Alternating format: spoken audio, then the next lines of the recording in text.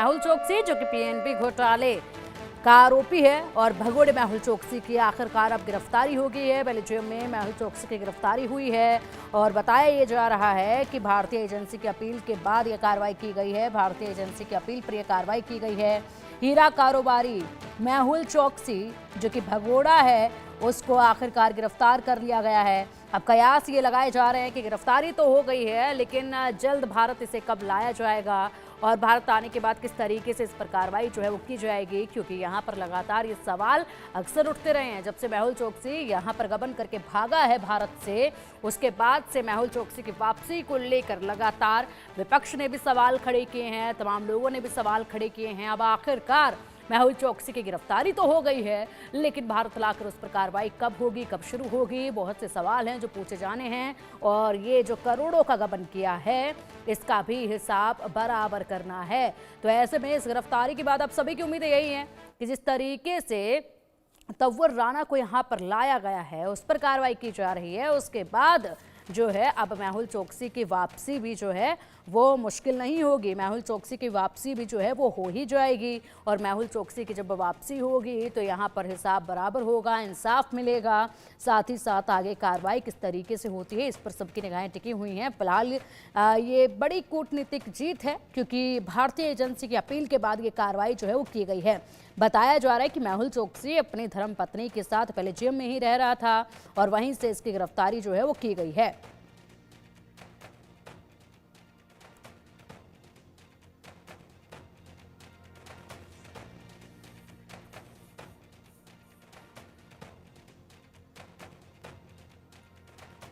चाहे इंडिया का हो या कहीं पे भी हो, आप एक कंट्री दूसरी कंट्री को अगर रिक्वेस्ट करती है तो एज ए प्रोसेस सबसे पहले उसको अरेस्ट किया जाता है और फिर उसकी बेल दी जाती है और फिर उसकी एक्सट्रेडिशन को कंटेस्ट किया जाता है।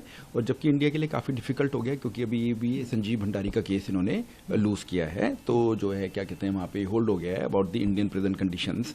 तो मुझे नहीं लगता कि इतनी आसानी से एक्सट्रेडिशन हो सकती है, more so after this Bhandari statement. ये देखो, ये तो एक प्रोसेस है किसी भी कंट्री का, चाहे इंडिया का हो या कहीं पे भी हो। आप एक कंट्री दूसरी कंट्री को अगर रिक्वेस्ट करती है तो एज ए प्रोसेस सबसे पहले उसको अरेस्ट किया जाता है और फिर उसकी बेल दी जाती है और फिर उसकी एक्सट्रेडिशन को कंटेस्ट किया जाता है। और जबकि इंडिया के लिए काफ़ी डिफिकल्ट हो गया क्योंकि अभी भी संजीव भंडारी का केस इन्होंने लूज किया है, तो जो है क्या कहते हैं वहाँ पे होल्ड हो गया है about the Indian prison conditions. तो मुझे नहीं लगता कि इतनी आसानी से एक्सट्रेडिशन हो सकती है, more so after this Bhandari statement.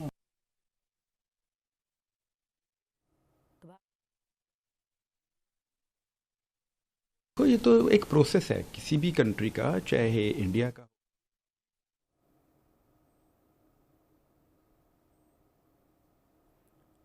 तो भारतीय सरकार की अपील पर यह गिरफ्तारी तो हो गई है, लेकिन अब गिरफ्तारी के बाद आगे क्या कदम होगा, किस तरीके से कार्रवाई जो है वो की जाएगी। सबसे बड़ा सवाल ये भी है कि बेल्जियम में क्या कार्रवाई जो है अब की जाएगी मेहुल चोकसी पर, यह भी एक सवाल बना हुआ है। सभी की निगाहें जो हैं इस कार्रवाई पर टिकी हुई हैं, क्या क्योंकि बहुत लंबा वक्त हो चुका है इस कार्रवाई में, और क्या अब भी देरी होगी या फिर बहुत जल्द इस केस का निपटारा जो है वो कर दिया जाएगा। अब चलिए इसी पर अधिक चर्चा के लिए और अधिक जानकारी के लिए हमारे साथ हमारे खास मेहमान जुड़ चुके हैं। सुप्रीम कोर्ट के AOR अश्विनी दुबे जी हमारे साथ हैं। सर, बहुत स्वागत है आपका इंडिया न्यूज़ पर। और उसके बाद हमारे सहयोगी जावेद हुसैन का भी रुख करेंगे अधिक जानकारी के लिए।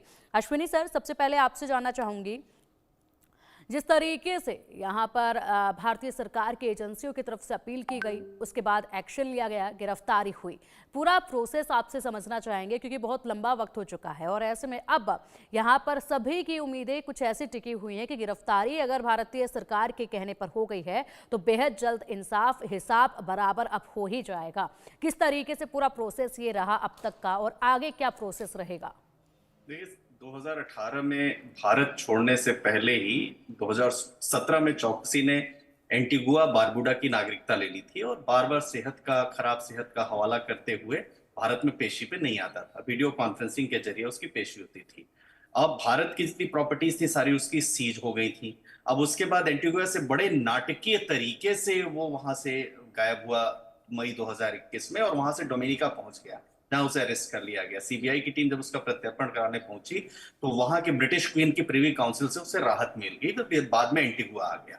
51 दिन वहां गुजारा। उसके बाद एंटीगुआ आकर उसने न्यूरोलॉजिस्ट से ट्रीटमेंट कराना चाहता था। उसके बाद मेहुल चौकसी का अभी बेल्जियम में जो गिरफ्तारी हुई है, उस बेल्जियम में गिरफ्तारी के बाद चूंकि बेल्जियम के साथ भारत की एक्सट्रेडिशन पॉलिसी, एक्सट्रेडिशन ट्रीटी है, उस ट्रीटी के अनुसार भारत सरकार को और हमारी जो एजेंसीज हैं वहां की लोकल कोर्ट में जाने के बाद प्लीड करना पड़ेगा, और वहां खासतौर से बेल्जियम की टॉप कोर्ट तक ये अधिकार होगा मेहुल चौकसी को कि वो एक कंटेस्ट करे। और भारत और बेल्जियम के बीच में जो एक्सट्रेडिशन ट्रीटी है उसके मुताबिक कुछ जो सूचीबद्ध ऑफेंसेस हैं, जैसे हत्या, हत्या का प्रयास, षड्यंत्र, महिला का अबॉर्शन करवाने की इरादे से कोई दवा पदार्थ देना, हत्या से, बाइगेमी, जाली मुद्रा बनाना, हेराफेरी करना, जालसाजी, रेलवे ट्रेन में व्यक्ति को दुर्भावनापूर्ण कृत्य से खतरे में डालना, हिंसा द्वारा लूट, झूठे बहाने से कोई मूल्यवान सुरक्षा प्राप्त करना, रेप और राष्ट्र के कानून द्वारा चोरी, और ये सब बातें हैं। उसके बाद जब उसके अलावा उसको आत्मसमर्पण तब तक नहीं किया जा सकता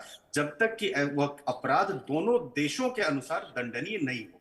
यानी जो ट्रीटी है उसमें यह भी है कि कोई भी देश अपने नागरिकों को आत्मसमर्पण करने के लिए पहला ये बाध्य नहीं करेगा, दूसरा उस देश के कानूनों के अनुसार समय बीतने पर जो सजा प्राप्त से छूट लेने का लाभ पात्र है, जहां शरण लिया वहां आत्मसमर्पण नहीं हुआ। यानी कुल मिलाकर गिरफ्तारी के 2 महीने के भीतर जो एक्सट्रेडिशन के लिए जो राजनयिक एजेंट हैं उनको सौंपा जाएगा, अगर वहां की अदालत ने माना और पर्याप्त सबूत दिए उन परिस्थितियों में।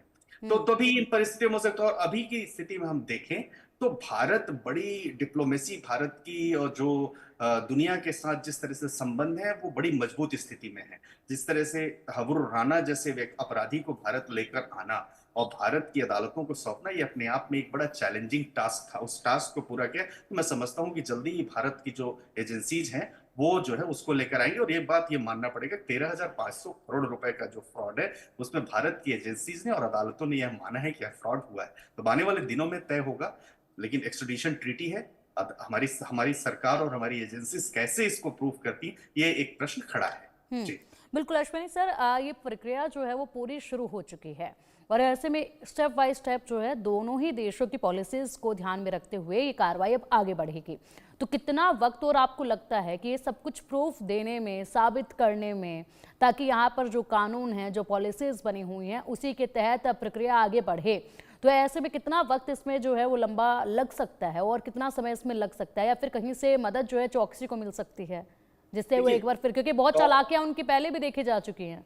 चौकसी जिस कंट्री में है, कोई भी किसी भी कंट्री में हर व्यक्ति को अधिकार है कि वो वहां की जो न्यायिक प्रक्रिया है उस न्यायिक प्रक्रिया के तहत जो है वो ये कहे कि मेरा जो एक्सट्रेडिशन मांगा जा रहा है या मेरे खिलाफ जो आरोप लगाए गए हैं या मेरे साथ वहां पर दुर्व्यवहार होगा, ये तमाम बातों को लेकर के कि जो आरोप लगाए गए हैं वो असत्य हैं, झूठे हैं, उनमें कोई सब्सटेंस नहीं है। और दूसरा ये है कि जिस ऑफेंस के तहत मुझे यहाँ से लेकर जाया जाएगा वहां पर उसमें जो मेरे साथ दुर्व्यवहार किया जाएगा, प्रॉपर मेरे ट्रीटमेंट नहीं किया जाएगा, जेल में मेरे साथ अत्याचार होगा, अमानवीय कृत्य होगा, और या ये भी कि मैं चूंकि किसी मामले में इन्वॉल्व नहीं हूं इसलिए मुझे ये प्रूफ करने का मौका दिया जाए, और जो एविडेंस एजेंसी प्रस्तुत कर रही है, सरकार प्रस्तुत कर रही है, वो नाकाफी। तो ये वहां की अदालतें देखती हैं। और फिर आखिरी में एक बात ये भी होती है कि मान लीजिए टॉप कोर्ट ने एक्सट्रेडिशन पर अग्री कर भी लिया तो भी एक सरकार के पास वहां पर ये अधिकार होता है जो रिटर्न नहीं है, लेकिन ऐसा होता है कि वो उसको नहीं भेजें। अब तो कुछ बातें जैसी हैं जिनको एक्सट्रेडिशन ट्रीटी के बियॉन्ड रखा गया, उनसे अलग रखा है, जैसे राजनीतिक अपराध नहीं होना चाहिए, सैन्य, अगर मान लीजिए कि एक अपराध सैन्य अपराध है, जाति, लिंग, धर्म, राष्ट्रीयता, राजनीतिक राय के आधार पर अपराध पंजीबद्ध हुआ है, और यह अभियोजन इसलिए नहीं चलाया जा सकता क्योंकि अपराध की समयावधि समाप्त हुई, जिसको हम कहते हैं कॉज ऑफ एक्शन और डिले लिमिटेशन।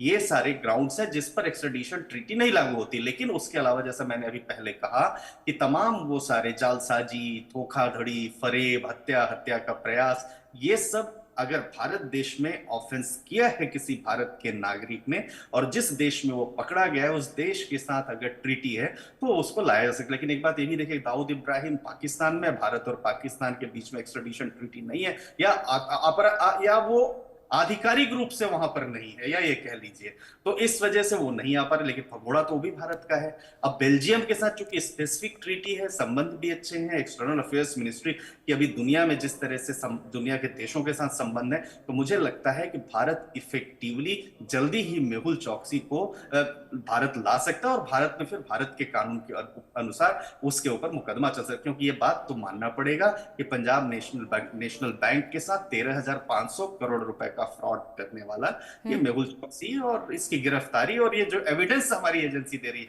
क्योंकि यहाँ की कोर्ट ने उसको एब्सकॉन्डर डिक्लेयर कर दिया है, तो ये सब बातें, लेकिन फिर भी यहाँ आने के बाद प्रॉपर मुकदमा चलेगा, तभी जो है आरोपों में कितनी सत्यता है ये सिद्ध हो सकेगा भारत न्यायिक प्रक्रिया के अनुसार। लेकिन ये भी है कि इंटरपोल ने भी चौकसी के खिलाफ रेड कॉर्नर नोटिस हटा लिया था 2023 में, जिससे भारत की जो उसमें एक्सट्रेडिशन प्रक्रिया थी वो कमजोर हो गई थी। तो चौकसी ने कहा कि राजनीतिक साजिश भी इसको बताया था। तो अब देखते हैं। और एक बात ये भी है कि सितंबर 2023 में बॉम्बे हाईकोर्ट ने ईडी की जो याचिका थी उसको बरकरार रखा था, जिसमें उसको FEO यानी आर्थिक अपराधी घोषित करने की मांग हुई थी, लेकिन वो प्रक्रिया भी अभी अदालत में पेंडिंग है।